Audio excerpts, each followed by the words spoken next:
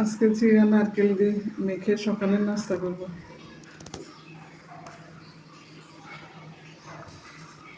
দধি থাকলে আরো ভালো হতো, দধি নেই।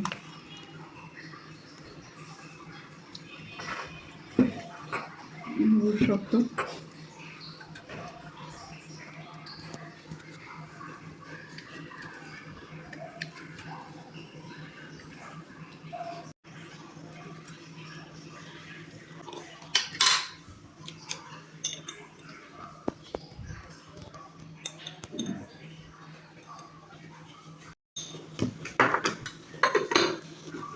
এবার কলা নেব।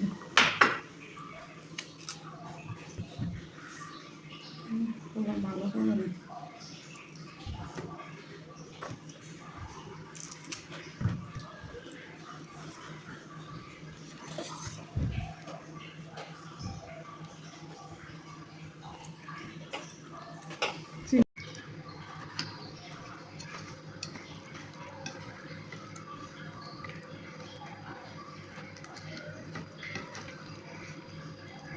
নারকেল, চিড়া, গুড়, কলা এগুলো হচ্ছে নোয়াখালীর একসময় বিখ্যাত খাবার ছিল। এখন মানুষ এগুলো আর খায় না। গুড়টা বলে নাই, গুড় বেশি হয়ে গেছে। একটু লবণ নিয়ে নিলাম।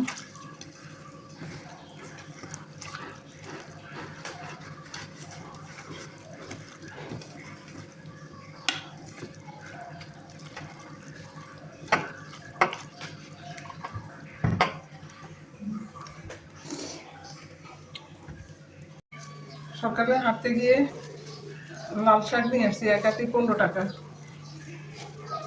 এভাবে ঝাড়া দিলে খুব পড়ে যায়।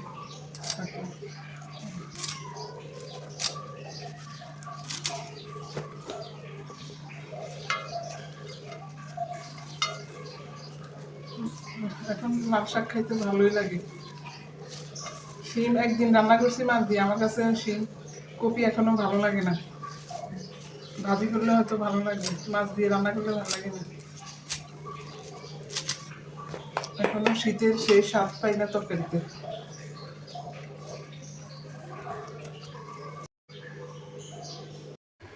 লাল শাকটা বসিয়ে দিলাম। সিদ্ধ হওয়ার পরে পেঁয়াজ রসুন ফোড়ানি লবণ দিব।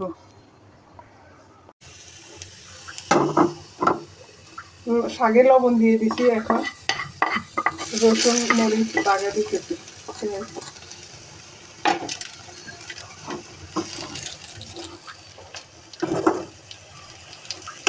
পাশের বাড়ি, এই যে এইদিকে পাশের বাড়ি, এই পাশের বাড়ির নিচতলায় অনেক ঝগড়া লাগছে।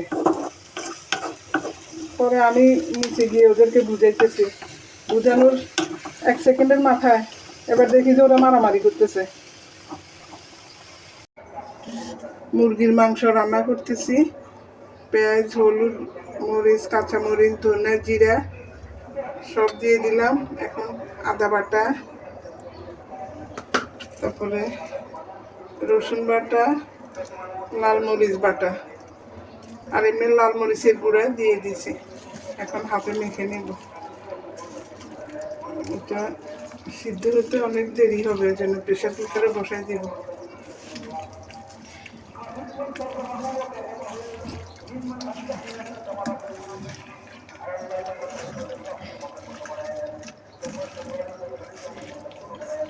খুতবা শুনতেছি, হুজুরের খুতবাগুলো শুনতে ভালো লাগে।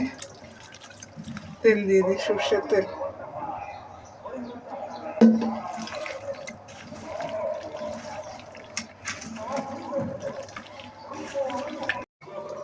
দশ মিনিট এভাবে রেখে দিব।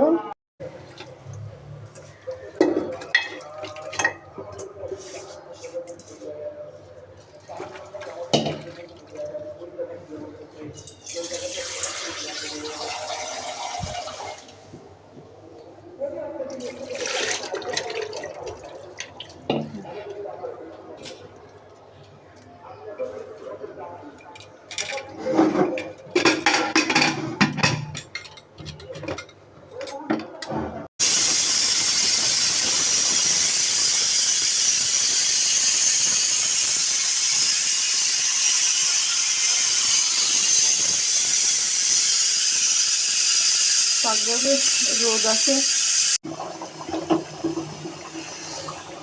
মাংস হয়ে গেছে, প্রেসার কুকার থেকে নামিয়ে এখন পাতিলে নিয়ে উঠতে নিলাম, পেঁয়াজ ফোড়ানি দিতেছে।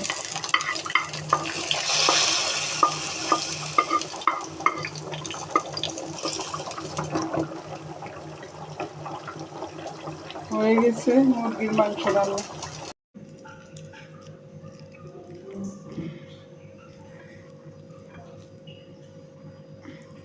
সবকিছু গরম।